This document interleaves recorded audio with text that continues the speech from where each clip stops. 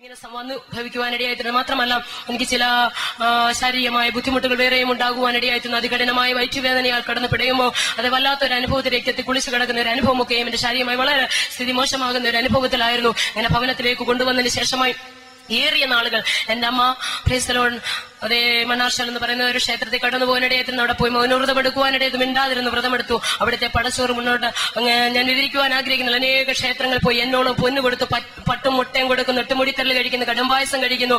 അത് ഒരുപാട് ദൈവങ്ങൾക്ക് ഒരുപാട് നേർച്ചകളും കാഴ്ചകളും കൊടുക്കുവാനിടയായിരുന്നു. പക്ഷേ എന്റെ വേദനയ്ക്കോ യാതൊരു ആശ്വാസവും എനിക്ക് ലഭിക്കുന്നില്ല.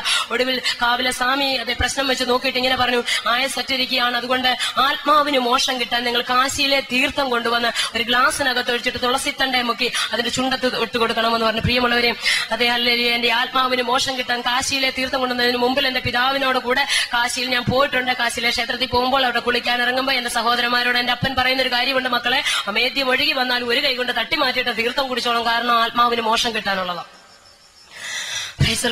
പ്രിയമുള്ളവരെ, ആ തീർത്ഥം അവിടുന്ന് കൊണ്ടുവന്നിട്ട് ഗ്ലാസിനകത്ത് ഒഴിച്ചതിന് ശേഷം തുളസിത്തണ്ടയെ മുക്കിയിട്ട് എന്റെ ചുണ്ടത്തിന്റെ മാതാപിതാക്കൾ വെച്ചത്. ഈ സമയത്ത് അതെ വീണ്ടും ചില കാര്യങ്ങൾ നേർച്ചകളും കാഴ്ചകളുമായി എന്റെ സഹോദരങ്ങൾ എന്റെ മാതാപിതാക്കളൊക്കെ എന്റെ അമ്മയുടെ സഹോദരങ്ങളൊക്കെ പോകുവാനിടയായിരുന്നു. അവിടെ പറഞ്ഞത് എന്റെ വല്യപ്പന്മാരുടെ കാലത്ത് പട്ടും മുട്ടയും മുസ്ലിം പള്ളിക്ക് നേർന്നിട്ടുണ്ടായിരുന്നു, അത് എത്രയും വേഗം ചെയ്തു കൊടുക്കണം, അതുകൊണ്ടാണ് ഇങ്ങനെ പ്രായശ്ചിത്തം കഴിക്കണമെന്ന് പറഞ്ഞു. ഏതായാലും എന്റെ അപ്പൻ പറഞ്ഞു, ഏതായാലും ഇതിന്റെ കാറ്റ് തീരാറായി, ഇനി ജീവിച്ചിരിക്കുന്ന ആരോഗ്യവും സൗന്ദര്യവും പഠിപ്പും ഒക്കെയുള്ള എനിക്ക് 7 മക്കളുണ്ട്, ഈ ദോഷമൊന്നും ഈ ദൈവങ്ങളുടെ ദോഷമൊന്നും ആ കുഞ്ഞുങ്ങൾക്ക് വരാതിരിക്കട്ടെ എന്നും പറഞ്ഞ് എന്റെ മാതാപിതാക്കൾ മുസ്ലിം പള്ളിയിൽ പോയി പട്ടും മുട്ടയും കഴിച്ച് പ്രായശ്ചിത്തം കഴിക്കുവാനിടയായിരുന്നു.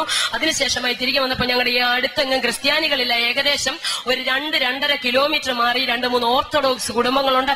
ഒരിക്കൽ പോലും യേശുവിന്റെ നാമം അവരിലൂടെ ഞങ്ങൾ കേട്ടിട്ടില്ല. ക്ഷേത്രത്തിലെ പറ വന്നാൽ ആദ്യം അവിടെ കൊടുത്തിട്ട് ഞങ്ങളുടെ വീട്ടിലോട്ട് വരികയുള്ളായിരുന്നു. മാത്രമല്ല ക്ഷേത്രത്തിൽ 8 മൂടിത്തരൽ കഴിച്ചാൽ എന്റെ അപ്പൻ ആദ്യം പറയും ഷമയിലും മാപ്പിളയുടെ വീട്ടിൽ കൊണ്ട് കൊടുക്കണം, അവർ കഴിക്കാതെ ഞങ്ങൾ കഴിക്കത്തില്ലെന്ന്. വളരെ ഞങ്ങളോട് സഹകരിക്കുന്നവരായതുകൊണ്ട് ഒരിക്കൽ പോലും എന്റെ യേശുവിന്റെ നാമം അവരിലൂടെ കേട്ടിട്ടില്ല. കൃപയാൽ അവരുടെ മധ്യത്തിൽ നിന്നുകൊണ്ട് എന്റെ യേശുവിനെ പ്രസംഗിപ്പാൻ സ്വർഗം എന്ന് എനിക്ക് ഭാഗ്യം തരുന്നു. ദൈവത്തിന്റെ വചനം വിളിച്ചു പറയുന്നു, നിങ്ങൾ ആർത്തില്ലെങ്കിൽ ഈ കല്ലുകൾ ആർക്കും. അതേ പാരമ്പര്യത്തിന്റെ പടുകുറ്റം അതിനകത്ത് പുറത്തിറങ്ങുവാൻ കഴിയാതെ ഇന്നും അനേകർ ആത്മീയ അതേ അനുഗ്രഹങ്ങളെ അനാചാരങ്ങളാക്കി മാറ്റിക്കൊണ്ടിരിക്കുമ്പോൾ കൃപയാൽ ഒരു പൂജാരിയുടെ മകളായ എനിക്ക് രക്ഷിക്കപ്പെട്ട് സ്നാനപ്പെട്ട് പരിശുദ്ധാത്മാവിന്റെ ശക്തിയോടുകൂടി ദൈവത്തെ ആരാധിക്കണമെന്നുള്ള സത്യം സ്വർഗത്തിലെ ദൈവം വെളിപ്പെടുത്തി തരുവാനിടയായി തീർന്നു. Price the Lord.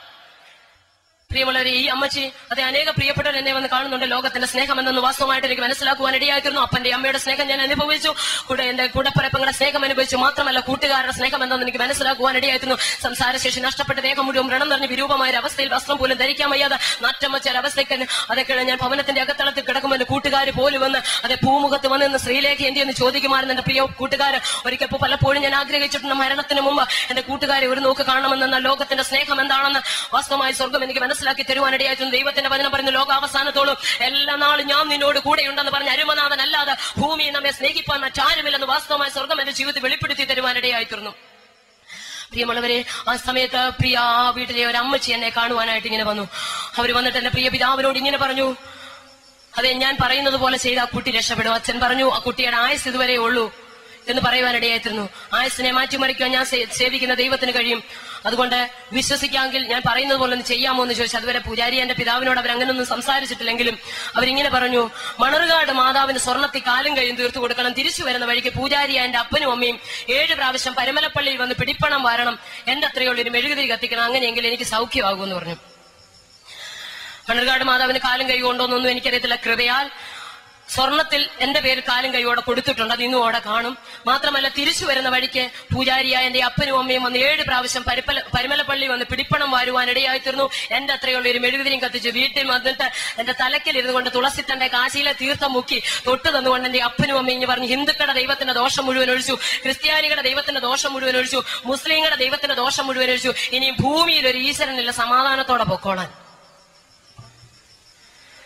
തന്റെ അപ്പൻ ഇടയ്ക്കിടയ്ക്ക് പറയുമായിരുന്നു, ഈ ദോഷങ്ങളൊക്കെ ഒഴിക്കാൻ ഇത്രയും അത് ഞങ്ങൾ കൊടുത്തത് എന്താണെന്ന് അറിയാമോ?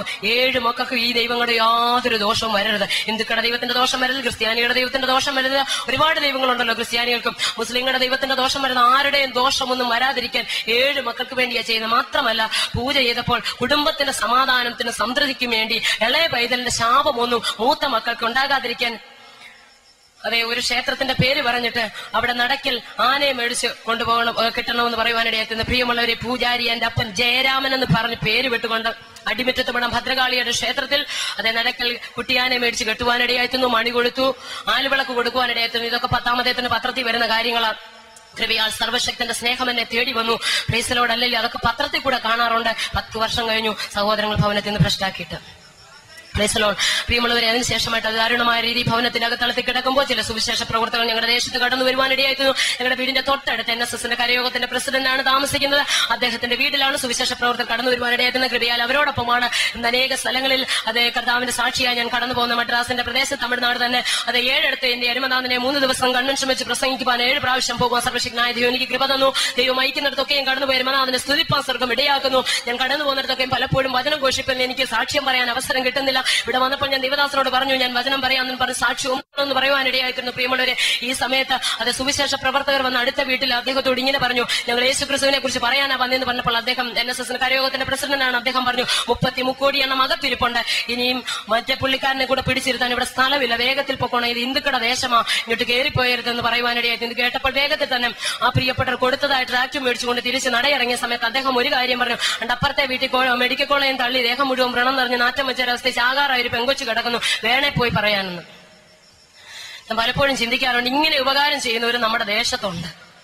Price the Lord. ഏതായാലും കൃപയാൽ അവർ കേൾക്കാനിരുന്നു. വേഗത്തിൽ തന്നെ എന്റെ ഭവനത്തിലേക്ക് വരുവാനിടയായിരുന്നു. 101 രുദ്രാക്ഷത്തിന്റെ മാലയും ജപിച്ചുകൊണ്ട് കാവ്യ വസ്ത്രവും എടുത്തുകൊണ്ട് കുറിയും തൊട്ടുകൊണ്ട് എന്റെ പ്രിയ പിതാവ് ചാരികസേനയിൽ വെളിയിൽ ഇങ്ങനെ കിടക്കുകയാണ്. ഈ സമയത്ത് വെള്ള ഷർട്ടും കറുത്ത പാന്റും ക്ലീൻ ഷേവും ഒക്കെ ചെയ്ത് ബൈബിളും ഒക്കെ പിടിച്ച് പ്രിയപ്പെട്ടവർ ഇങ്ങോട്ട് കയറി വന്നപ്പോൾ വെറുപ്പോടുകൂടി എന്റെ പ്രിയ പിതാവ് ഒന്ന് നോക്കുവാനിടയായിരുന്നു. യേശുവിന്റെ ആൾക്കാരാണെന്ന് അദ്ദേഹത്തിന് മനസ്സിലായി. അവരിങ്ങനെ പറഞ്ഞു, അപ്പുറത്തെ ചേട്ടൻ പറഞ്ഞു ഇപ്പുറത്തെ കൊച്ചിന് വേണ്ടി പ്രാർത്ഥിക്കാൻ അതിന് വന്നതാണെന്ന്. Price the Lord. ഇപ്പൊ സുവിശേഷ പ്രവർത്തനം ചെയ്യുന്നതുകൊണ്ട് എനിക്ക് ചില കാര്യങ്ങളൊക്കെ അറിയാം. Price the Lord.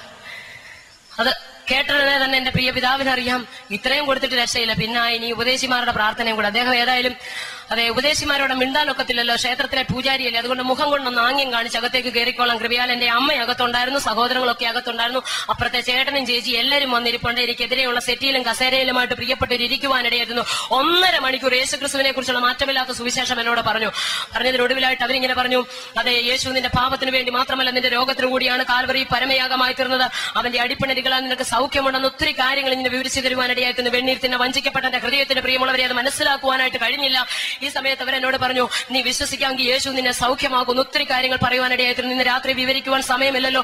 കൊച്ചു പ്രായത്തിൽ തന്നെ വേദങ്ങളിൽ ഉപനിഷത്തിൽ നിന്നൊക്കെ കാണാതെ ഒത്തിരി കാര്യം പഠിച്ചിട്ടുണ്ട്. അവിടെ ഒരു കാര്യം പറയുന്നുണ്ട്, സകല മാനവജാതിയുടെയും പാപത്തിന്റെ പരിഹാരത്തിന് വേണ്ടി പാപമില്ലാത്ത ഒരു പരിശുദ്ധൻ ഈ ഭൂമിയിലേക്ക് വന്ന് യാഗമാകണം.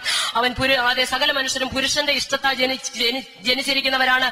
ഒരിക്കലും ഈ പാപമില്ലാത്ത പരിശുദ്ധൻ പുരുഷന്റെ ഇഷ്ടത്താൽ ജനിക്കരുത്, സ്ത്രീയുടെ സന്തതിയായിട്ട് വേണം അവൻ ജനിക്കാനെന്നും ദരിദ്രരെ രക്ഷിപ്പാൻ വരുന്നതുകൊണ്ട് അവൻ ദരിദ്രനായി ജനിക്കണമെന്ന് ഒത്തിരി കാര്യങ്ങൾ അവിടെ പറഞ്ഞിട്ടുണ്ട്. അതായത് ശ്ലോകമെല്ലാം കാണാതറിയാമെങ്കിലും അർത്ഥമൊന്നും അറിയത്തില്ല. എന്നാലും അന്ന് ശ്ലോകം പഠിച്ചതെല്ലാം ഇന്ന് കൃപയാൽ എനിക്ക് വളരെ അതെനിക്ക് സന്തോഷമുണ്ട്. അനേക പൂജാരിമാരെ കൃപയിലേക്ക് കൊണ്ടുവരാൻ സർവശക്തൻ എന്റെ ചെറുപ്രായത്തിൽ തന്നെ ദൈവം എനിക്ക് ഭാഗ്യം തന്നത് ഓർത്ത് ഞാൻ എന്റെ ദൈവത്തെ സ്തുതിക്കുക. Praise the lord. മാത്രമല്ല 2 കന്യാസ്ത്രീകളെ ഒരു ഓർത്തഡോക്സിലെ പുരോഹിതനെ ഈ സത്യം വെളിപ്പെടുത്തി കൊടുക്കുവാൻ പൂജാരിയുടെ മകളായി എന്നെ സർവശക്തനായ ദൈവം സഹായിച്ചു. എന്റെ കർത്താവിന്റെ വരവ് താമസിച്ച ദൈവം അനുവദിച്ച ഈ മാസം ഞങ്ങളുടെ അച്ഛന്റെ സ്നാനമുണ്ട്. Praise the lord. ഹല്ലേലൂയ. പ്രിയമുള്ളവരെ, ഈ സമയത്ത് യേശുക്രിസ്തുവിനെ കുറിച്ചുള്ള മാറ്റമില്ലാത്ത സുവിശേഷം ഇവരെന്നോട് പറയുവാനിടയായിരുന്നു. ഇതെല്ലാം കേട്ട് കഴിഞ്ഞപ്പോൾ ഞാൻ പല കാര്യങ്ങളും ഇങ്ങനെ മറ്റുള്ള കാര്യങ്ങളൊക്കെ ചിന്തിക്കുവാനിടയായിരുന്നു. എങ്കിലും ഒടുവിൽ അദ്ദേഹം എഴുന്നേറ്റ് നിന്നിട്ട് എന്റെ അമ്മയോട് പറഞ്ഞു, ഞങ്ങൾ ഒരു വാക്കിലൊന്ന് പ്രാർത്ഥിച്ചിട്ട് പൊക്കോട്ടെ എന്ന് ചോദിച്ചു. എന്റെ അമ്മ പറഞ്ഞ് പ്രാർത്ഥിച്ചിട്ട് വേഗം പൊക്കോളാൻ പറഞ്ഞു. അച്ഛൻ അക്ഷമനായിട്ട് വെളിയിൽ ഇങ്ങനെ ഇരിക്കുകയാണ്. ഈ സമയത്ത് അദ്ദേഹം പ്രാർത്ഥിക്കാൻ എഴുന്നേറ്റ് നിന്നപ്പോൾ അത് ഞാൻ കിടന്ന മുറിയുടെ ജനലിന്റെ പുറത്തോട്ട് അദ്ദേഹം നോക്കുന്നതായ സമയത്ത് ക്ഷേത്രത്തിന്റെ കവാടത്തിൽ രാമായണം 10-ാം അധ്യായത്തിൽ ഒരു വാക്യം അവിടെ എഴുതി വെച്ചിട്ടുണ്ട്. ആ വാക്യമാണ് ഞാൻ ഈ തിരുവചനം പ്രസംഗിക്കാനുള്ള കാരണം. വേഗത്തിൽ അദ്ദേഹം എഴുന്നേറ്റിട്ട് ആ വാക്യത്തിലേക്ക് ഇങ്ങനെ നോക്കി. എന്റെ വല്യപ്പന്മാരുടെ കാലം അപ്പൂപ്പന്മാരുടെ കാലം മുതൽ അവിടെ എഴുതി വെച്ചിരിക്കുന്ന ഒരു കാര്യമാണ്, രാമായണത്തിലുള്ള ഒരു വാക്യമാണ്. അവിടെ എഴുതിയിരിക്കുന്നത് ഇങ്ങനെയാണ്, പരമാത്മാവാകുന്ന ബിംബത്തിൻ പ്രതിബിംബം പരിചിൽ കാണുന്ന ജീവാത്മാവ് അറിയണമെന്ന്. പരമാത്മാവെന്ന് വെച്ചാൽ ദൈവം, ദൈവത്തിന്റെ അതേ പ്രതിബിംബമാണ് പരിചിൽ കാണുന്ന ഈ ജീവാത്മാവ് എന്ന് വെച്ചാൽ ലോകത്തിൽ കാണുന്ന മനുഷ്യൻ ദൈവത്തിന്റെ അതേ സാദൃശ്യത്തിലും സ്വരൂപത്തിലുമാണ് ദൈവം സൃഷ്ടിച്ചിരിക്കുന്നതെന്ന്.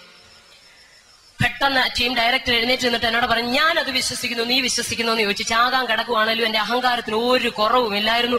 എനിക്ക് വളരെ സന്തോഷമായി. 1.5 മണിക്കൂർ യേശുവിനെ പ്രസംഗിച്ച് അവസാനം ഭഗവാനെ അദ്ദേഹം വിശ്വസിച്ചല്ലോ എന്നായിരുന്നു.